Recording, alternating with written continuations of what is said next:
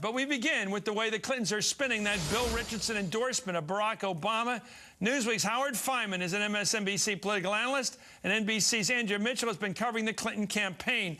Okay, what do we know? What do we really know about this conversation? For some reason, it keeps coming back. The Clintons are festering over the wound of losing Bill Richardson. They're accusing him of high treason. The word, however, has leaked out, true or false, that in getting the word from Bill Richardson that he was going to endorse Barack Obama, Hillary put a little, perhaps, poison in there and said he ain't going to win in November. What do we know about that conversation? That is what she has reportedly told not just Richardson, but other people. That is what Bill Clinton has certainly told superdelegates, that he can't win. And the implication is that he can't win because people won't vote for him. And there is certainly, many people say, people I've interviewed, that there is a racial subtext to this. That the message was strong innuendo, Howard, and it was primordial. It got to not just the minister, the Reverend Jeremiah Wright, but all the possible connotations of the black church, the black background, the whole thing. Well, put it this way. I think maybe there's a little more oomph and urgency to private phone conversations in which the Clintons say Obama can't win. Maybe in the old days they were saying, you know what, he doesn't have enough experience. We're in wartime. It's post 9/11. He doesn't have the commander-in-chiefiness he needs. Or they may say he's too green. He doesn't have any legislative background. But now, with all of what's happened in the last few weeks, when they say that, it has more urgency to it, and they don't have to utter the words. That's the point. Right. But if they say flatly he can't win, see, in politics... So you're trying... Let me try to give an inflection. Yeah. You know as well as I know, Bill, he is not going to get elected president of the United States. Exactly. Right. Exactly. There are words to that effect. Right. He's not going to, or he can't win. It's the difference between he's not going to win and he can't win. Because in politics, you don't usually say can't. Her description of what happened. Take a look at what Senator Clinton said today when asked about that very difficult conversation that's been described that way, where Bill Richardson, their longtime friend who was appointed twice to cabinet positions by President Clinton, told her the bad news that he's going to go ahead and endorse Barack Obama. Did you tell Governor Richardson Barack Obama can't win? You know, we have been going back and forth in this campaign about who said what to whom. And let me say this about that. I don't talk about private conversations, but I have consistently made the case that I can win because I believe I can win. And you know, sometimes people draw the conclusion I'm saying somebody else can't win. I can win. I know I can win. That's why I do this every day. And that's what my campaign is about. I'm in it to win it. Well, you heard that. Here's Governor Richardson, what he wrote in the Washington Post earlier this week, quote, "I do indeed owe President Clinton for the extraordinary opportunities he gave me to serve him and this country. And nobody worked harder for him or served him more loyally during some very difficult times than I did." Carville, he's talking about James Carville, and others say that I owe President Clinton's wife my endorsement because he, the president, gave me 2 jobs. Would someone who worked for James Carville then owe his wife, Mary Matlin, similar loyalty in her professional pursuits? Obviously, there's a discordance there. She's a Republican. She's a Republican. So, you know, and I think also when we talk about what the message delivered is, the message received, it's the inference that people, as Howard was just describing, draw from, you know, saying he can't win. You know, there are silent signals. They don't have to say it outright. When did you... I first heard this account that there was some real nasty inference in that conversation right afterwards. The word got out that Bill obviously told people, Governor Richardson, that she in the nastiest possible way said, this guy ain't going to win. Well, also, other people have been saying that. I don't know whether the Clintons had said that perhaps even before then, because their allies all over town and all over the country have been making that case in one way or another, especially in recent weeks, especially post Jeremiah Wright. They've said, and it's the big difference in politics between saying he won't win and saying he can't win. Because if you say he can't, you're saying that there's something inherent in his candidacy. No matter what he does, no matter how good his debating style, no matter how hard he spends money. Because politics is about the possible, not about the absolute. Okay. You're talking about a situation like Al Smith couldn't win in 28, one of those things, right? Possibly. Let me ask you this about the more strategic, perhaps the other strategy involved. My suspicion has been everything's about the future in politics. It's not about revenge. Nobody can afford revenge.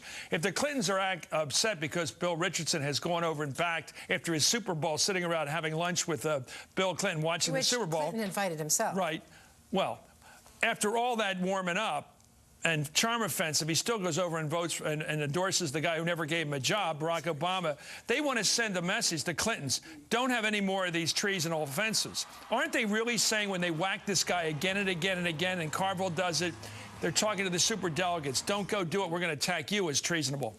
Sure, but they're also sending a message directly. I mean, some of it is, you know, sometimes it is what it is. We're really ticked off. Still? Chris. Still? Yeah, Chris. Oh, forever. But they're exposing their own weakness by doing this.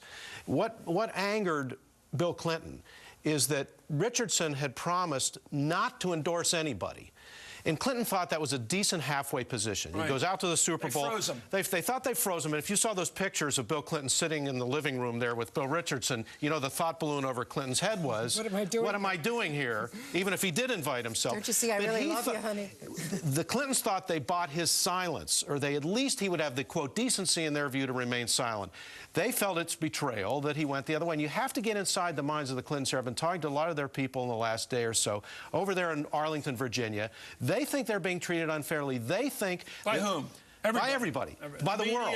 By everybody. Because, and this is a decent point that they make, and I think this is true, if Barack Obama were ahead, or if Hillary were ahead by 150, 160 delegates... You would have gone with Hillary. No, wait a minute. If she were ahead in the popular vote by 2 or 3 points, and the Clintons were pounding the table and demanding that Barack Obama get out of the race, you can imagine what Barack Obama's people would be saying. Right. So they steel themselves and fuel their anger and resentment, I'm talking about the Clinton people, with that kind of thinking, and that's what's going on over there. You know, when you're out with them, like I was in Philadelphia, and watched Senator Clinton handle very deftly a press conference the other day.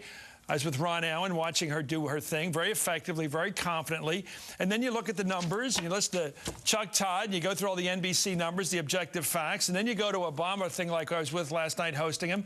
These are different worlds they live in. I mean, there's Hillary land, which is a world in which the labor guys are cheering her on. Jerry McEntee is beating the drum. Everything is dynamite. We're in this race to the end. It's close as hell. Then you look at the numbers. Everybody says she can't catch him. Where's reality here? The reality is that they each have their own realities. And those are the two realities that are going to continue to exist as parallel universes until it's over. It ain't going to be over till it's over, because the Hillary people believe passionately that anything can happen. They've seen it in politics. Let me ask you a question. Come June, after Puerto Rico, if Senator Clinton hasn't caught Barack Obama in elected delegates, and last night on the show, by the way, in the college tour at Westchester University, Barack Obama, I think, made big news. He said, I will have earned it in the eyes of the superdelegates if I get most delegates elected to me.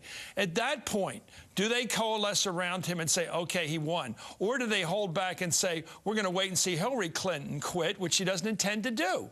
Well, it's hard. Are they going to wait for her to call the buzzer? It's hard to know. First of all, I disagree slightly with Andrea, because I know the Clintons' mentality not as well as she does, but I think if she only pulls out a very narrow victory in Pennsylvania, like, I don't know. I hate these arbitrary things, 5 points, whatever. If it's seen by the world as below the spread. As below the spread, if it's a narrow victory, I think there will be, right after that, enormous pressure on her, because Mark Penn and all the Clinton strategists have said Pennsylvania, Pennsylvania, Pennsylvania. Okay, that's why Eddie Rendell, who is so cagey, the governor who's backing Hillary, is saying this thing's going to shrink by the date of April 22nd. Oh, he's already changing that. He's changing it. They bring it in, so if it's more than 3 points, he'll say, oh, it unshrunk. I think they're in it through Indiana. I do. Yeah? I think that even if they win narrowly in Pennsylvania, if they lose, you know, Indiana and North Carolina, then clearly the pressure becomes enormous after that. So you both believe there Let's leave our viewers with this part of the show with some positives aspect. There'll be closure on this campaign by the mid part of June.